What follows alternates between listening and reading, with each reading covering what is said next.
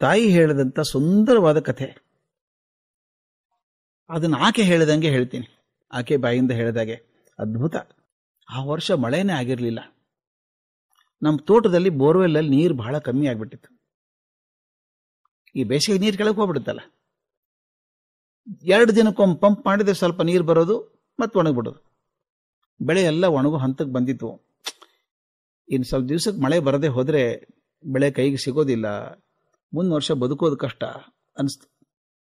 ಮನೆಯಲ್ಲಿ ಶೇಖರಿಸಿಟ್ಟಿದ್ವಲ್ಲ, ನೀರು ಇಟ್ಟಿದ್ವಲ್ಲ, ತುಂಬಿಕೊಂಡು ಬಹಳ ಎಚ್ಚರದಿಂದ ಬಳಸ್ತಾ ಇದ್ವಿ.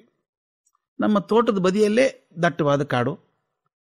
ಮಳೆ ಆದಾಗ ತುಂಬ ಹಸಿರಾಗಿ ಚೆಂದ ಇತ್ತದು. ಅದು ಈಗ ಒಣಗಿ ಯಾವಾಗಲಾದರೂ ಬೆಂಕಿ ಹತ್ಕೋಬಹುದು ಅಂತ ಹೆದರಿಕೆ ಇತ್ತು. ಮನುಷ್ಯರು, ಪ್ರಾಣಿಗಳು ಎಲ್ಲರೂ ಆಕಾಶ ಕಡೆ ಮುಖ ಮಾಡಿ ಮಳೆಗಾಗಿ ಕಾಯ್ತಾ ಇದ್ರು. ನನ್ನ ಗಂಡ ಒಂದು ದಿವಸ ಕೆಲಸಗಾರ ಕರ್ಕೊಂಡು ಮತ್ತೆ ಎಲ್ಲಾದರೂ ನೀರಿನ ಸಿಕ್ಕಿತೆ, ಮೂಲ ಸಿಕ್ಕಿತೆ ಅಂತ ನೋಡೋಕೆ ಹೋಗಿದ್ರು. ನಾನು ಅಡುಗೆ ಮನೆಯಲ್ಲಿ ಕೆಲಸ ಮಾಡ್ತಿದ್ದೆ. ಆಗ ನನ್ನ ಕಣ್ಣಿಗೆ ಒಂದು ದೃಶ್ಯ ಕಣ್ಣಿಗೆ ಬಿತ್ತು. ನಾನು 7 ವಯಸ್ಸಿನ ಮಗ, 7 ವಯಸ್ಸು ಹುಡುಗ ಬೇಗ ಬೇಗ ಓಡ್ಕೊಂಡು ಕಾಡಿನಂಚಿಗೆ ಹೋಗ್ತಾ ಇದ್ದ.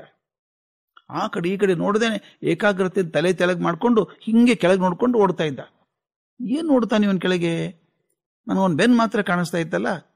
ಆತ ಹೋಗಿ ಕಾಡಿನಂಚೆಯಲ್ಲಿ ಮರೆಯಾದ. ಏನ್ ಮಾಡ್ತಾನೆ ಅಂತ ಅಡಿಗೆ ಮನೆ ಕಿಟಕಿಯಿಂದ ನೋಡಿದೆ. ಮತ್ತೆ ಓಡಿ ಬಂದ ಅಲ್ಲಿದ್ದ. ಏನು ಆಟ ಆಡ್ತಿರ್ಬೇಕು ಅನ್ನೋದು. ಮತ್ತೆ ಬಂದು ಮತ್ತೆ ಕೈಯಲ್ಲಿ ಹಿಡ್ಕೊಂಡೇನೋ ಓಡ್ತಾ ಇದ್ದ. 2-3 ಸಲ ಆದಾಗ ಏನ್ ಮಾಡ್ತಿದ್ದ ನೋಡೇ ಬಿಡೋಣ ಅಂತ ಕುತೂಹಲ ಆಗಿ ಅವನ ಹಿಂದೆನೆ ಹೋದೆ.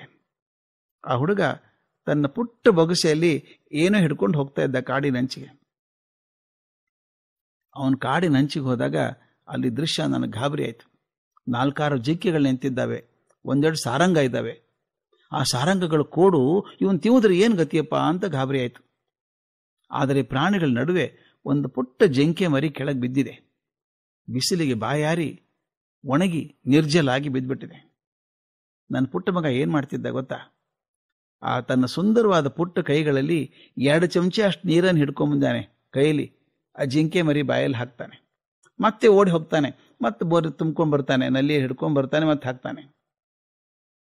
ನಾನು ನೋಡಿದ ತಕ್ಷಣ ಗಕ್ಕನೆ ನಿಂತುಬಿಟ್ಟ.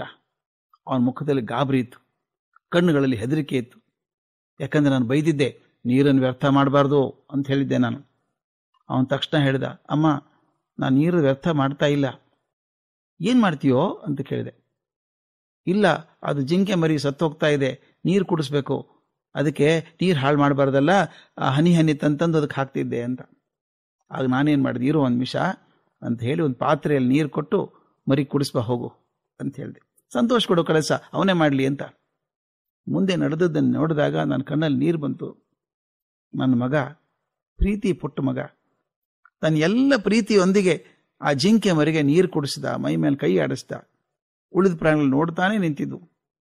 2 ಕ್ಷಣಗಳಲ್ಲಿ ಮರಿ ಅಲುಗಾಡ್ತು. ನಡುಗ್ತಾ ನಡುಗ್ತಾ ಎದ್ದು ನಿಂತ್ಕೊಳ್ತು. ಅದರ ತಾಯಿ ಮರಿ ಮೈ ನೆಕ್ಕಿತು. ಆದ ನನ್ನ ಮಗನನ್ನು ಕತ್ತೆತ್ತಿ ನೋಡಿದಾಗ ಅದರ ಕಣ್ಣಲ್ಲಿ ಕೃತಜ್ಞತೆ ಕಣ್ಣೀರು ಕಂಡಂಗೆ ಅನಿಸ್ತು ನನಗೆ.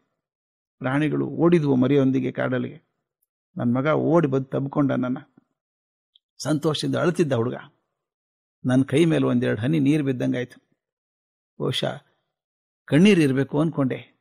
ಇಲ್ಲ, ಆಕಾಶದಿಂದ ಹನಿಗಳು ಉದುರುತ್ತಾ ಇದ್ದಾವೆ. ಟಪ ಟಪನೆ ಬಿದ್ದ ಹನಿ ಜೋರಾಗಿ ಮಳೆ ಆಯಿತು. ಇಡೀ ನಿಸರ್ಗನೇ ಸಂತೋಷ ಬಾಷ್ಪವನ್ನು ಸುರಿಸಿದಾಗೆ ನನಗೆ ಅನ್ನಿಸ್ತು ಅಂತ ತಾಯಿ ಹೇಳಿದ ಕತೆ.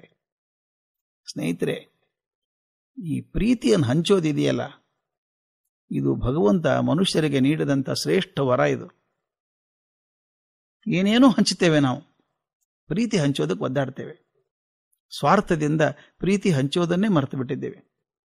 ಎಲ್ಲೆಲ್ಲಿ ನಾವು ಪ್ರೀತಿಯಿಂದ ವಿಷಯಗಳನ್ನ, ವಸ್ತುಗಳನ್ನ, ಚಿಂತನೆಗಳನ್ನ ಹಂಚಿಕೊಳ್ತೇವೋ ಅಲ್ಲಿ ಭಗವಂತನ ಕೃಪೆ ಅನಾಯಾಸವಾಗಿ ಸುರಿಯುತ್ತದೆ. ನಾವು ಅಂತೀವಿ ನಿಸರ್ಗ ಸಹಾಯ ಮಾಡ್ತಾ ಇಲ್ಲ, ಹಂಗಾಯ್ತು ಹಿಂಗಾಯ್ತು ಅಂತ ಒದ್ದಾಡ್ತೀವಿ. ಯಾಕೆ ಗೊತ್ತಾ? ನಾವು ಸ್ವಾರ್ಥಿಗಳಾಗಿದ್ದೇವೆ. ಪ್ರೀತಿಯನ್ನು ಹಂಚೋದನ್ನು ಮರ್ತಿದ್ದೀವಿ. ಬರೀ ದ್ವೇಷ ಹಂಚುತ್ತೇವೆ, ಕೋಪ ಹಂಚುತ್ತೇವೆ. ಅದರಿಂದ ನಿಸರ್ಗಕ್ಕೆ ತೃಪ್ತಿ ಆಗೋಲ್ಲ.